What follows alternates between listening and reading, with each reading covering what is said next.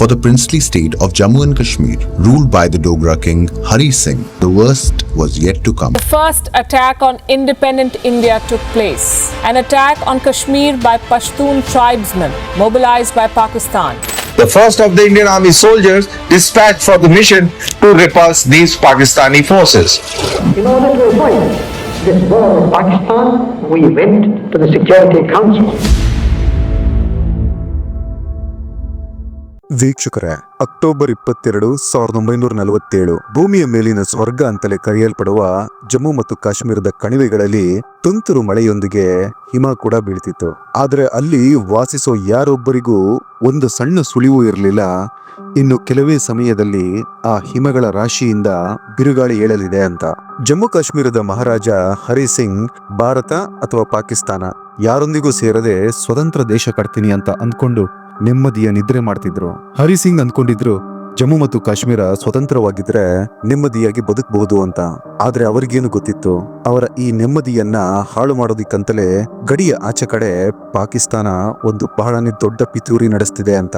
ಅದೇ ಪಾಕಿಸ್ತಾನದಿಂದ ಅವರ ಭಯಾನಕ ಪಿತೂರಿಯನ್ನ ಕಾರ್ಯರೂಪಕ್ಕೆ ತರಲು ಸಾವಿರಾರು ಟ್ರೈಬಲ್ ಲಷ್ಕರ್ಸ್ಗಳು ಬುಡಕಟ್ಟು ವೇಷದಲ್ಲಿ ಜಮ್ಮು ಕಾಶ್ಮೀರದ ಒಳಗೆ ಪ್ರವೇಶಿಸ್ತಾರೆ. ಕೈಯಲ್ಲಿ ಬಂದೂಕುಗಳನ್ನ ಹಿಡ್ಕೊಂಡು ಜಮ್ಮು ಕಾಶ್ಮೀರದ ಒಳಗೆ ನುಗ್ಗಿದ ತಕ್ಷಣವೇ ಮಾರಣ ಹೋಮ ಶುರು ಮಾಡ್ತಾರೆ. ಬಾರಾಮುಲ್ಲಾ, ಉರಿ, ಮುಜಾಫರಾಬಾದ್ ನಲ್ಲಿ ಹಳ್ಳಿಯನ್ನೇ ಸುಟ್ಟು ಹಾಕ್ತಾರೆ. ಎಲ್ಲೆಲ್ಲಿ ಅವರಿಗೆ ಹಿಂದೂಗಳು, ಸಿಖ್ಖರು ಕಾಣಿಸ್ತಾರೋ ಅವರ ಕುತ್ತಿಗೆಯನ್ನ ಸೀಳಿ ಹಾಕ್ತಿದ್ರು. ಮಹಿಳೆಯರ ಮೇಲೆ ಅತ್ಯಾಚಾರ ನಡೆಸ್ತಾರೆ. ಅಂದ್ರೆ ಎಷ್ಟರ ಮಟ್ಟಿಗೆ ಭಯದ ವಾತಾವರಣ ನಿರ್ಮಾಣವಾಗಿತ್ತಂದ್ರೆ ಆ ರಾಕ್ಷಸರ ಕೈಗೆ ನಾವೇನಾದ್ರೂ ಸಿಕ್ಕರೆ ನಮ್ಮ ಮೇಲೆ ಅತ್ಯಾಚಾರವೆಸಗಿ ಕೊಲೆ ಮಾಡ್ತಾರೆ ಅನ್ನೋ ಭಯಕ್ಕೆ 400ಕ್ಕೂ ಅಧಿಕ ಮಹಿಳೆಯರು ಬಾವಿಗೆ ಹಾರಿ ತಮ್ಮ ಪ್ರಾಣ ತ್ಯಾಗ ಮಾಡ್ತಾರೆ. ಇಷ್ಟೊತ್ತಿಗಾಗ್ಲೇ ರಾಜ ಹರಿಸಿಂಗ್ರ ಸ್ವತಂತ್ರ ಜಮ್ಮು ಕಾಶ್ಮೀರದ ಕನಸು ನುಚ್ಚುನೂರಾಗಿತ್ತು. ತನ್ನದೇ ರಾಜ್ಯ ಸುಟ್ಟು ಕರಕಲಾಗ್ತಿರೋದನ್ನ ನೋಡಿ, ತನ್ನದೇ ಪ್ರಜೆಗಳನ್ನ ತುಂಡು ತುಂಡಾಗಿ ಕತ್ತರಿಸ್ತಿರೋದನ್ನ ನೋಡಿ ಬೇರೆ ದಾರಿನೇ ಇಲ್ಲದೆ ಹರಿ ಸಿಂಗ್ ಜಮ್ಮು ಕಾಶ್ಮೀರವನ್ನ ಭಾರತಕ್ಕೆ ಸೇರಿಸ್ತಾರೆ. ಈಗ ಜಮ್ಮು ಮತ್ತು ಕಾಶ್ಮೀರ ಭಾರತದ ಒಳಗಡೆ ವಿಲೀನವಾಯಿತು. ಅದರ ಜೊತೆಗೆ ಭಾರತ ತನ್ನ ಭೂಮಿ ಹಾಗೆ ತನ್ನ ಜನಗಳ ರಕ್ಷಣೆಗಾಗಿ ಇಂಡಿಯನ್ ಆರ್ಮಿನ ಜಮ್ಮು ಮತ್ತು ಕಾಶ್ಮೀರಕ್ಕೆ ಕಳಿಸಿಕೊಡ್ತಾರೆ. ಇದರ ಜೊತೆಗೆ ಭಾರತ ಮತ್ತು ಪಾಕಿಸ್ತಾನದ ಮಧ್ಯೆ ಮೊದಲ ಯುದ್ಧ ಶುರುವಾಗುತ್ತೆ. ವಿಪರೀತ ಚಳಿ, ದುರ್ಗಮ ಬೆಟ್ಟಗಳು, ನಡುವೆ ಅಡಗಿ ಕೂತಿರೋ ಶತ್ರುಗಳೊಂದಿಗೆ ಭಾರತೀಯ ಸೇನೆ ಆಲ್ಮೋಸ್ಟ್ 1 ವರ್ಷಗಳವರೆಗೆ ಯುದ್ಧ ನಡೆಸುತ್ತೆ. ಈ ಸಮಯದಲ್ಲಿ ನಮ್ಮ ಸೈನಿಕರು ಪಾಕಿಸ್ತಾನದ ಸೈನಿಕರ ಜೊತೆಗೆ ಅಡಗಿ ಕೂತಿದ್ದಂತಹ ಟ್ರೈಬಲ್ ರೈಡರ್ಸ್ ಗಳನ್ನು ಒಬ್ಬೊಬ್ಬರಾಗಿ ಹಿಡಿದು ಜಮ್ಮು ಕಾಶ್ಮೀರದಿಂದ ಓಡಿಸ್ತಾರೆ. ಭಾರತ ಈ ಜಮ್ಮು ಕಾಶ್ಮೀರದ ಯುದ್ಧವನ್ನ ಗೆಲ್ಲುವ ಹಾದಿಯಲ್ಲಿ ಸಾಗುತ್ತಿರುವಾಗ ಕೇವಲ 2/3 ಭಾಗದಷ್ಟು ಜಮ್ಮು ಕಾಶ್ಮೀರವನ್ನ ಮಾತ್ರ ವಶಪಡಿಸಿಕೊಳ್ಳೋಕೆ ಸಾಧ್ಯವಾಗತ್ತೆ. ಹಾಗಿದ್ರೆ ಉಳಿದ ಒಂದು ಭಾಗ ಏನಾಯ್ತು? ಭಾರತ ಮತ್ತು ಪಾಕಿಸ್ತಾನದ ನಡುವಿನ ಮೊದಲ ಯುದ್ಧ ಯಾಕೆ ಶುರುವಾಯಿತು? ಹೇಗೆ ನಮ್ಮ ಭಾರತೀಯ ಸೇನೆ ಒಮ್ಮೆಲೆ ಪಾಕಿಸ್ತಾನಿ ಸೇನೆಯನ್ನ ಹಾಗೆ ಉಗ್ರಗಾಮಿಗಳ ತರ ನುಸುಳಿದ್ದ ಬಂದೂಕುದಾರಿ ಹೋರಾಟಗಾರರನ್ನ ಕೌಂಟರ್ ಮಾಡಿದ್ರು? ನಂತರ ಅದ್ಯಾವ ಕಾರಣಕ್ಕೆ ಭಾರತದ ವಿಜಯ ಪಥವನ್ನ ಅರ್ಧಕ್ಕೆ ನಿಲ್ಲಿಸಬೇಕಾಯ್ತು? ಹಾಗಿದ್ರೆ ಬನ್ನಿ 1947-48ರ ವಾರ್ ಡೀಟೇಲ್ ನ ತಿಳ್ಕೊಳ್ಳೋಣ. ವೀಕ್ಷಕರೇ, welcome to Indo Pak war part 1.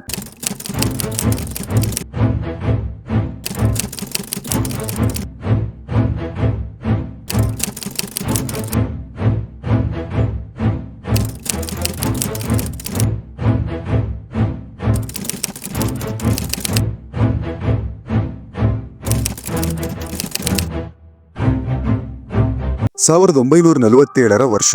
Bharat ಸ್ವಾತಂತ್ರ್ಯದ ಸ್ವಚ್ಛಂದ ಗಾಳಿಯನ್ನ ಸವಿಯೋಕೇನೋ ಶುರು ಮಾಡಿತ್ತು. ಆದ್ರೆ ಅದೇ ಗಾಳಿಯಲ್ಲಿ ವಿಭಜನೆಯ ನೋವು ಕೂಡ ಸೇರಿಕೊಂಡಿತ್ತು. ಒಂದೇ ದೇಶ ಅನ್ನೋ ಕನಸನ್ನ 2 ಭಾಗಗಳಾಗಿ ವಿಂಗಡಿಸಲಾಗಿತ್ತು. ಅದೇ ವಿಂಗಡಣೆಯಿಂದ ಒಂದು ಹೊಸ ದೇಶ ಪಾಕಿಸ್ತಾನವನ್ನ ಹುಟ್ಟು ಹಾಕಲಾಯಿತು. ಈ ವಿಭಜನೆ ಕೇವಲ ಭೂಮಿಯನ್ನಷ್ಟೇ ಹಂಚಿಕೆ ಮಾಡಿರಲಿಲ್ಲ, ಅದರ ಜೊತೆಗೆ ಲಕ್ಷಾಂತರ ಜನರ ಜೀವನ, ಸಂಬಂಧಗಳು ಹಾಗೆ ಮನೆಯನ್ನು ಕೂಡ ಹೊಡೆದು ವಿಭಜಿಸಲಾಗಿತ್ತು. 1947ರ ಆಗಸ್ಟ್ ಮುಗಿತಾ ಭಾರತ ಮತ್ತು ಪಾಕಿಸ್ತಾನದ ನಡುವೆ ಉದ್ವೇಗ ಬಹಳನೇ ಜಾಸ್ತಿಯಾಗಿತ್ತು. ಕೋಮುವಾದದ ಬಿಸಿ ಗಾಳಿ 4 ದಿಕ್ಕುಗಳಲ್ಲೂ ವ್ಯಾಪಿಸೋಕೆ ಶುರುವಾಗಿತ್ತು. ಇದರಿಂದ ಹಿಂಸೆ ಹಾಗೂ ಅವ್ಯವಸ್ಥೆ ಎಲ್ಲಾ ಕಡೆಗಳಲ್ಲೂ ವ್ಯಾಪಿಸೋಕೆ ಶುರುವಾಯಿತು. ಲಕ್ಷಾಂತರ ಜನರು ತಮ್ಮ ತಮ್ಮ ಪ್ರಾಣಗಳನ್ನ ಉಳಿಸಿಕೊಳ್ಳಲು ವಿಧಿ ಇಲ್ಲದೆ ಎಲ್ಲಾ ಬಿಟ್ಟು ತಮ್ಮ ತಮ್ಮ ದೇಶಗಳನ್ನ ಆಯ್ಕೆ ಮಾಡ್ಕೊಳ್ಳೋಕೆ ಶುರು ಮಾಡ್ತಾರೆ. ಈಗ ಇದೇ ಅವ್ಯವಸ್ಥೆಯ ನಡುವೆ ಜಮ್ಮು ಕಾಶ್ಮೀರದ ಕತೆ ಶುರುವಾಗತ್ತೆ. ಜಮ್ಮು ಕಾಶ್ಮೀರದ ಮಹಾರಾಜ ಹರಿ ಸಿಂಗ್ಗೆ ಇದೊಂದು ಗೊಂದಲದ ಕಾಲ. ಯಾಕೆಂದ್ರೆ ರಾಜ ಹರಿಸಿಂಗ್ ಒಬ್ಬ ಹಿಂದೂ, ಆದ್ರೆ ಅವರ ರಾಜ್ಯದ ಸುಮಾರು 77% ಜನಗಳು ಮುಸ್ಲಿಂ ಕಮ್ಯುನಿಟಿಗೆ ಸೇರಿದವರಾಗಿದ್ರು. ಭಾರತ ಹಾಗೂ ಪಾಕಿಸ್ತಾನದ ವಿಭಜನೆಯ ನಂತರ ಪ್ರಿನ್ಸಿಪಲ್ ಸ್ಟೇಟ್ ಜಮ್ಮು ಕಾಶ್ಮೀರದ ಬಳಿ 3 ಆಪ್ಷನ್ಗಳಿತ್ತು. ಮೊದಲನೆಯದು ಭಾರತಕ್ಕೆ ಸೇರ್ಕೊಳ್ಳೋದು, ಎರಡನೆಯದು ಪಾಕಿಸ್ತಾನಕ್ಕೆ ಸೇರ್ಕೊಳ್ಳೋದು, ಮೂರನೆಯದು ಒಂದು ಸ್ವತಂತ್ರ ರಾಜ್ಯವಾಗಿ ಉಳ್ಕೊಳ್ಳೋದು. ಅದರಂತೆ ರಾಜ ಹರಿ ಸಿಂಗ್ 3ನೇ ಆಪ್ಷನ್ ನ ಚೂಸ್ ಮಾಡ್ತಾರೆ. ಅವರು ಜಮ್ಮು ಕಾಶ್ಮೀರವನ್ನ ಒಂದು ಸ್ವತಂತ್ರ ರಾಜ್ಯವನ್ನಾಗಿಡಲು ನಿರ್ಧರಿಸ್ತಾರೆ. ಆಗಸ್ಟ್ 12, 1947ರಂದು ರಾಜ ಹರಿ ಸಿಂಗ್ ಭಾರತ ಮತ್ತು ಪಾಕಿಸ್ತಾನದ ಮುಂದೆ ಒಂದು ಸ್ಟ್ಯಾಂಡ್ ಸ್ಟಿಲ್ ಅಗ್ರಿಮೆಂಟ್ ನ ಪ್ರಸ್ತಾವನೆ ಇಡ್ತಾರೆ. ಭಾರತ ಆ ಸ್ಟ್ಯಾಂಡ್ ಸ್ಟಿಲ್ ಅಗ್ರಿಮೆಂಟ್ ನ ಪರಿಗಣನೆಗೆ ತಗೊಳ್ಳೋಕೆ ಸ್ವಲ್ಪ ಸಮಯ ಕಾಲಾವಕಾಶ ತಗೊಳುತ್ತೆ. ಆದ್ರೆ ಪಾಕಿಸ್ತಾನ ಮಾತ್ರ ಆ ಸ್ಟ್ಯಾಂಡ್ ಸ್ಟಿಲ್ ಅಗ್ರಿಮೆಂಟ್ ನ ಇಮಿಡಿಯೇಟ್ ಆಗಿ ಅಕ್ಸೆಪ್ಟ್ ಮಾಡ್ಕೊಳ್ಳುತ್ತೆ. ಆಕ್ಚುಲಿ ಪಾಕಿಸ್ತಾನ ಇದೇ ತರ ಜಮ್ಮು ಕಾಶ್ಮೀರದ ಸ್ನೇಹ ಸಂಪಾದನೆ ಮಾಡೋ ನಾಟಕ ಮಾಡ್ತಾನೆ ಇತ್ತು. ಆದ್ರೆ ಪಾಕಿಸ್ತಾನದ ಒಳಮರ್ಮ ಮಾತ್ರ ಬೇರೆನೇ ಇತ್ತು. ಪಾಕಿಸ್ತಾನದ ಕಣ್ಣು ಹದ್ದಿನ ದೃಷ್ಟಿಯಂತೆ ಜಮ್ಮು ಕಾಶ್ಮೀರದ ಮೇಲಿತ್ತು. ಪಾಕಿಸ್ತಾನಕ್ಕೆ ಹೇಗಾದ್ರೂ ಮಾಡಿ ಜಮ್ಮು ಕಾಶ್ಮೀರವನ್ನ ಕಬಳಿಸಲೇಬೇಕಿತ್ತು. ಅದರಂತೆ ಮೊಹಮ್ಮದ್ ಅಲಿ ಜಿನ್ನಾರಿಗೆ ಕಂಪ್ಲೀಟ್ ಆಗಿ ಕಾನ್ಫಿಡೆನ್ಸ್ ಕೂಡ ಇತ್ತು. ಯಾಕೆಂದ್ರೆ ಮುಸ್ಲಿಂ ಮೆಜಾರಿಟಿ ಇರೋ ಜಮ್ಮು ಕಾಶ್ಮೀರದಲ್ಲಿ 2 ರಾಷ್ಟ್ರಗಳ ಸಿದ್ಧಾಂತವನ್ನ ಅಲ್ಲಿಯ ಲೋಕಲ್ ಮುಸ್ಲಿಂಗಳು ಒಪ್ಕೋತಾರೆ ಅಂತ. ಆದ್ರೆ ಜಿನ್ನಾರ ಆ ಭ್ರಮೆ ಬೇಗನೆ ಛಿದ್ರವಾಗಿ ಹೋಗುತ್ತೆ. ಯಾಕೆಂದ್ರೆ ಅದೇ ಟೈಮ್ಗೆ ಮೊಹಮ್ಮದ್ ಅಲಿ ಜಿನ್ನಾ ಶ್ವಾಸಕೋಶದ ಸಂಬಂಧಿ ಕಾಯಿಲೆಗೆ ತುತ್ತಾಗ್ತಾರೆ. ಆಗ ಡಾಕ್ಟರ್ಗಳು ಜಿನ್ನಾಗೆ ಹೇಳ್ತಾರೆ, ಸ್ವಲ್ಪ ದಿನ ಸ್ವಚ್ಛಂದ ಗಾಳಿ ಇರೋ ಪ್ರದೇಶಕ್ಕೆ ಹೋಗಿ ವಿಶ್ರಾಂತಿ ಮಾಡಿ ಅಂತ. ಈಗ ಜಿನ್ನಾಗೆ ನೆನಪಾಗೋದೆ ಭೂಮಿಯ ಮೇಲಿನ ಸ್ವರ್ಗ ಅಂತಲೇ ಕರೆಯಲ್ಪಡುವ ಕಾಶ್ಮೀರ. ನಾನು ರೆಸ್ಟ್ ಮಾಡೋಕೆ ಅದಕ್ಕಿಂತ ಸೂಕ್ತವಾದ ಜಾಗ ಇನ್ನೊಂದಿಲ್ಲ ಅಂತ ಅಂದ್ಕೊಂಡ ಜಿನ್ನಾ ಆಗಸ್ಟ್ 24, 1947ರಂದು ತನ್ನ ಮಿಲಿಟರಿ ಸೆಕ್ರೆಟರಿ ಕೊಲೋನಲ್ ವಿಲಿಯಂ ಬರ್ನಿಯನ್ನ ಕಾಶ್ಮೀರಕ್ಕೆ ಹೋಗಿ ನನ್ನ ವಿಶ್ರಾಂತಿಗೆ ಅರೇಂಜ್ಮೆಂಟ್ ಮಾಡು ಅಂತ ಹೇಳ್ತಾರೆ. ನಂತರ ಕೊಲೋನಲ್ ವಿಲಿಯಂ ಬರ್ನೆ ಕಾಶ್ಮೀರಗೆ ಹೋಗ್ತಾರೆ. ಆದ್ರೆ ಅಲ್ಲಿಂದ 5 ದಿನಗಳ ಬಳಿಕ ವಿಲಿಯಂ ಬರ್ನೆ ರಾಜ ಹರಿ ಸಿಂಗ್ರ ಉತ್ತರವನ್ನ ಪಡೆದು ವಾಪಸ್ ಆಗ್ತಾರೆ. ಆದ್ರೆ ಆ ಉತ್ತರ ಕೇಳಿ ಜಿನ್ನಾಗೆ ಶಾಕ್ ಆಗತ್ತೆ. ರಾಜ ಹರಿ ಸಿಂಗ್ ಜಿನ್ನಾಗೆ ಕಾಶ್ಮೀರದಲ್ಲಿ ಕಾಲಿಡಲು ಕೂಡ ಅನುಮತಿ ಕೊಡೋದಿಲ್ಲ. ಇದರಿಂದ ಜಿನ್ನಾರ ಆಸೆಗಳಿಗೆ ನೀರೆರಚಿದಂತಾಗತ್ತೆ. ಅವರಿಗೆ ಮೊದಲ ಬಾರಿ ಜಮ್ಮು ಕಾಶ್ಮೀರವನ್ನ ನಾವು ಅಂದ್ಕೊಂಡಷ್ಟು ಸುಲಭವಾಗಿ ಪಡೆಯೋಕ್ಕಾಗಲ್ಲ ಅಂತ ಅನ್ಸುತ್ತೆ. ಮೊಹಮ್ಮದ್ ಅಲಿ ಜಿನ್ನಾರಿಗೆ ಮತ್ತೊಂದು ದೊಡ್ಡ ಹಿನ್ನಡೆ ಯಾವಾಗ ಆಗುತ್ತಂದ್ರೆ, ಯಾವಾಗ ಜಮ್ಮು ಕಾಶ್ಮೀರದ ಬಿಗ್ಗೆಸ್ಟ್ ಲೀಡರ್ ಶೇಖ್ ಅಬ್ದುಲ್ಲರ ಬಳಿ ಹೋಗಿ ಜಮ್ಮು ಕಾಶ್ಮೀರವನ್ನ ಪಾಕಿಸ್ತಾನಕ್ಕೆ ಸೇರಿಸುವ ಪ್ರಸ್ತಾವನೆಯನ್ನ ಸೈನ್ ಮಾಡುವಂತೆ ಹೇಳ್ತಾರೋ ಆಗ. ಆಕ್ಚುಲಿ ಶೇಖ್ ಅಬ್ದುಲ್ಲಾ ರಾಜ ಹರಿ ಸಿಂಗ್ರ ಕಟ್ಟ ವಿರೋಧಿಯಾಗಿದ್ರು. ಹಾಗಿದ್ದು ಅವರು ಜಿನ್ನಾರ ಪ್ರಸ್ತಾವನೆಯನ್ನ ಸಂಪೂರ್ಣವಾಗಿ ತಿರಸ್ಕರಿಸ್ತಾರೆ. ಈಗ ಮೊಹಮ್ಮದ್ ಅಲಿ ಜಿನ್ನಾಗೆ ಕನ್ಫರ್ಮ್ ಆಗತ್ತೆ, ಕೇವಲ ರಾಜ ಹರಿ ಸಿಂಗ್ ಮಾತ್ರ ಅಲ್ಲ, ಜಮ್ಮು ಕಾಶ್ಮೀರದ ಲೋಕಲ್ ಮುಸ್ಲಿಂ ಲೀಡರ್ಗಳು ಕೂಡ ಜಮ್ಮು ಕಾಶ್ಮೀರವನ್ನ ಪಾಕಿಸ್ತಾನಕ್ಕೆ ಸೇರಿಸಲು ಒಪ್ಕೊಳ್ಳೋದಿಲ್ಲ ಅಂತ. ಇಂಥ ಸ್ಥಿತಿಯಲ್ಲೇ ಜಿನ್ನಾ ಬಲವಂತವಾಗಾದ್ರೂ ಜಮ್ಮು ಕಾಶ್ಮೀರವನ್ನ ಪಾಕಿಸ್ತಾನಕ್ಕೆ ಸೇರಿಸಲೇಬೇಕು ಅನ್ನೋ ನಿರ್ಧಾರ ತಗೋತಾರೆ.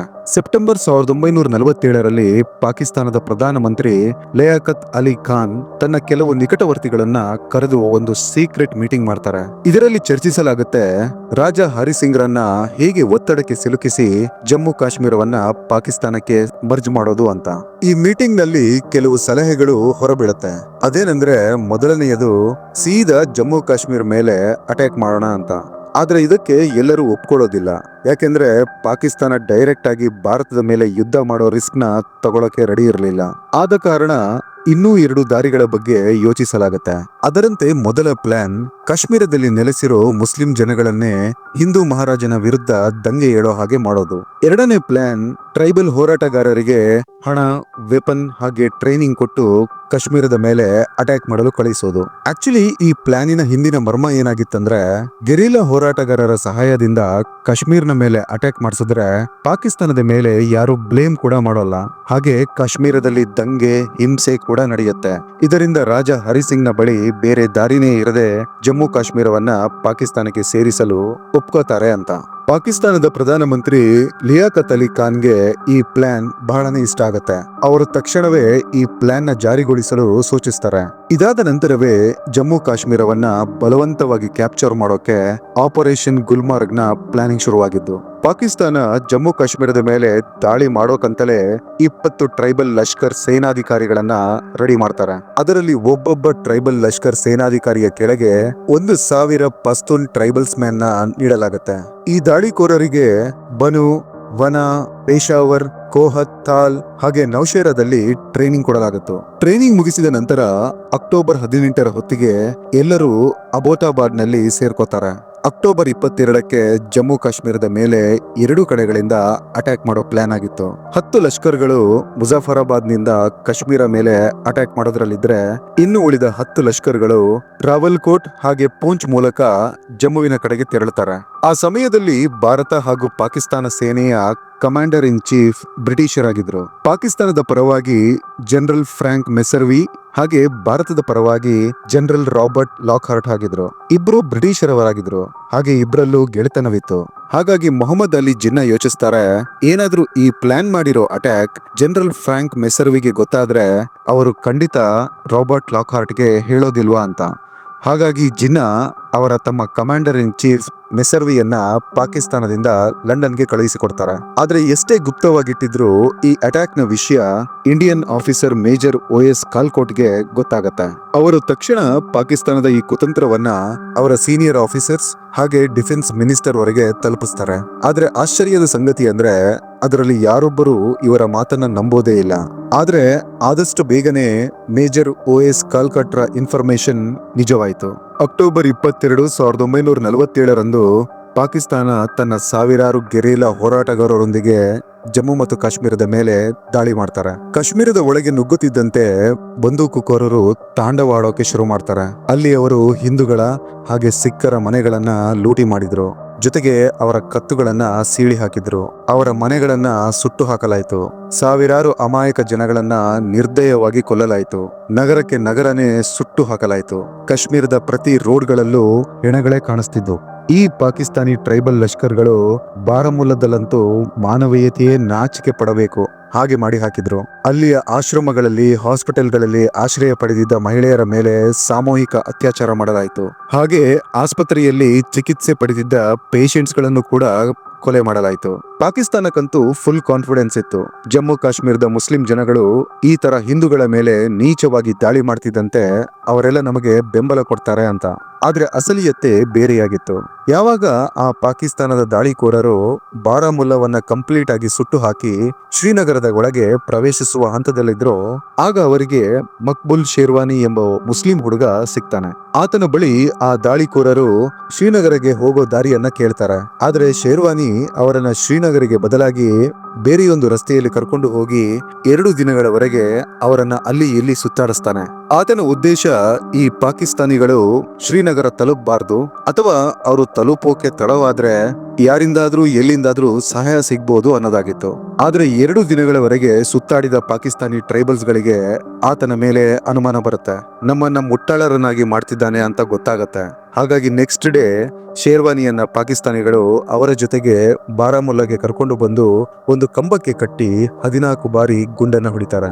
ಶೇರ್ವಾನಿಯನ್ನ ಕ್ರೂರವಾಗಿ ಕೊಂದ ನಂತರ ಪಾಕಿಸ್ತಾನಿಗಳು ಕಾಶ್ಮೀರದ ಲೋಕಲ್ ಜನಗಳಲ್ಲಿ ಭಯದ ಆತಂಕವನ್ನ ಮೂಡಿಸೋಕೆ ಸ್ಟಾರ್ಟ್ ಮಾಡ್ತಾರೆ. ಇದಾದ ನಂತರ ಪಾಕಿಸ್ತಾನಿ ಟ್ರೈಬಲ್ಸ್ ಗಳು ಮಹೂರಾ ಪವರ್ ಹೌಸ್ ಅನ್ನ ಬಾಂಬ್ ನಿಂದ ಉಡಾಯಿಸ್ತಾರೆ. ಅದರಿಂದ ಕಂಪ್ಲೀಟ್ ಶ್ರೀನಗರದ ಪವರ್ ಸಪ್ಲೈ ನಿಂತು ಹೋಗುತ್ತೆ. ಇಡೀ ಶ್ರೀನಗರ ಕತ್ತಲೆಯಲ್ಲಿ ಮುಳುಗುವ ಹಾಗೆ ಮಾಡ್ತಾರೆ. ಸಮಯ ಬಹಳನೇ ವೇಗವಾಗಿ ಸಾಗ್ತಿತ್ತು. ಅದರ ಜೊತೆಗೆ ಪಾಕಿಸ್ತಾನಿ ಟ್ರೈಬಲ್ಸ್ ಗಳ ಹೆಜ್ಜೆಗಳು ಕೂಡ ಬಹಳನೇ ವೇಗವಾಗಿ ಕಾಶ್ಮೀರದೊಳಗೆ ನುಗ್ತಿತ್ತು. ಇದರಲ್ಲಿ ಮುಖ್ಯವಾಗಿ ಗಮನಿಸಬೇಕಾದ ಅಂಶ ಅಂದ್ರೆ, ಯಾವ ಪಾಕಿಸ್ತಾನಿ ಟ್ರೈಬಲ್ಸ್ ಗಳು ಕಾಶ್ಮೀರದಲ್ಲಿ ದಂಗೆ ಎಬ್ಸಿದ್ರೋ ಅದರ ಬಗ್ಗೆ ಪಾಕಿಸ್ತಾನವನ್ನ ಕೇಳಿದ್ದಕ್ಕೆ ಪಾಕಿಸ್ತಾನ ಹಸಿ ಹಸಿ ಸುಳ್ಳು ಹೇಳ್ತಾ ಈ ಅಟ್ಯಾಕ್ ನಲ್ಲಿ ನಮ್ಮ ಕೈವಾಡ ಏನೂ ಇಲ್ಲ ಅಂತ ಹೇಳಿ ಕೈ ತೊಳ್ಕೊಳ್ಳುತ್ತೆ. ಪಾಕಿಸ್ತಾನದ ಈ ನರಿ ಬುದ್ಧಿಯಿಂದ ರಾಜ ಹರಿಸಿಂಗ್ ಅದರ ಬಲೆಗೆ ಸಿಕ್ಕಿ ಹಾಕಿಕೊಳ್ತಾ ಹೋಗ್ತಾರೆ. ಜೊತೆಗೆ ಅವರ ರಾಜ್ಯ ತಮ್ಮ ಕೈ ಜಾರಿ ಪಾಕಿಸ್ತಾನದ ಮುಷ್ಟಿಗೆ ಜಾರ್ತಿರೋ ಹಾಗೆ ಅನ್ಸುತ್ತೆ. ಇಂಥ ಟೈಮ್ ನಲ್ಲಿ ರಾಜ ಹರಿಸಿಂಗ್ಗೆ ತಮ್ಮ ರಾಜ್ಯವನ್ನ ಉಳಿಸಿಕೊಳ್ಳಲು ಭಾರತದ ನೆನಪಾಗತ್ತೆ. ಕೊನೆಯದಾಗಿ ಅವರು ಭಾರತದ ಸಹಾಯಕ್ಕಾಗಿ ಬೇಡ್ಕೋತಾರೆ. ಹಾಗೆ ಭಾರತ ಕೂಡ ಸುಟ್ಟು ಕರಕಲಾಗ್ತಿರೋ ಕಾಶ್ಮೀರವನ್ನ ನೋಡಿ ಸಹಾಯ ಮಾಡ್ಲೇಬೇಕು ಅಂತ ತೀರ್ಮಾನಿಸುತ್ತೆ. ಆದ್ರೆ ಭಾರತಕ್ಕೆ ಇದ್ದ ಪ್ರಾಬ್ಲಮ್ ಅಂದ್ರೆ, ಜಮ್ಮು ಕಾಶ್ಮೀರ ಅಧಿಕೃತವಾಗಿ ಭಾರತಕ್ಕೆ ಸೇರಿರ್ಲಿಲ್ಲ. ಆದ್ದರಿಂದ ಯಾವ ಸಹಾಯವೂ ಮಾಡಲಾಗ್ತಿರ್ಲಿಲ್ಲ. ಇತ್ತ ಕಡೆ ಪಾಕಿಸ್ತಾನ ತನ್ನ ಟ್ರೈಬಲ್ಸ್ ಗಳನ್ನ ಬಿಟ್ಟು ಜಮ್ಮು ಕಾಶ್ಮೀರ ಮೇಲೆ ನಿರಂತರ ದಾಳಿ ಮಾಡ್ತಾನೆ ಇತ್ತು. ಹಾಗೆ ರಾಜ ಹರಿಸಿಂಗ್ರ ಬಳಿ ಈಗ ಭಾರತದ ಸಹಾಯ ಕೇಳದೆ ಬೇರೆ ಯಾವ ಆಪ್ಷನ್ ಇರಲಿಲ್ಲ. ಹಾಗಾಗಿ ಅಕ್ಟೋಬರ್ 26, 1947ರಂದು Raja Hari Singh instrument of accession ಅಗ್ರಿಮೆಂಟ್ಗೆ ಸೈನ್ ಮಾಡ್ತಾರೆ. ಇದರ ಜೊತೆಗೆ ಜಮ್ಮು ಕಾಶ್ಮೀರ ಅಧಿಕೃತವಾಗಿ ಭಾರತದ ಭಾಗವಾಗಿ ಹೋಗುತ್ತೆ. ಇದಾದ ತಕ್ಷಣವೇ ಭಾರತದ ಆರ್ಮಿ ಫೋರ್ಸಸ್ಗಳು ಆಕ್ಷನ್ಗೆ ಇಳಿತಾರೆ. ನೆಕ್ಸ್ಟ್ ಡೇ ಇಂದಲೇ ಕಾಶ್ಮೀರಗೆ ಹೊರಟು ಹೋಗ್ತಾರೆ. ವೀಕ್ಷಕರೇ, ಇಲ್ಲಿಂದ ಶುರುವಾಗುತ್ತೆ ಭಾರತ ಮತ್ತು ಪಾಕ್ನ ಯುದ್ಧ. ಭಾರತ ಹೇಗೆ ಈ ಯುದ್ಧವನ್ನ ಸ್ಟ್ರಾಟಜಿ ಮಾಡುತ್ತೆ, ಯುದ್ಧದ ಕಂಪ್ಲೀಟ್ ಡೀಟೇಲ್ಸ್ ಏನೇನು, ಮುಂದೆ ಏನೇನಾಯ್ತು, ಇದರ ಸಂಪೂರ್ಣ ಮಾಹಿತಿ ನೆಕ್ಸ್ಟ್ ಎಪಿಸೋಡ್ ನಲ್ಲಿ ಕೊಡ್ತೀನಿ. ಜೈ ಹಿಂದ್, ಜೈ ಕರ್ನಾಟಕ ಮಾತೆ.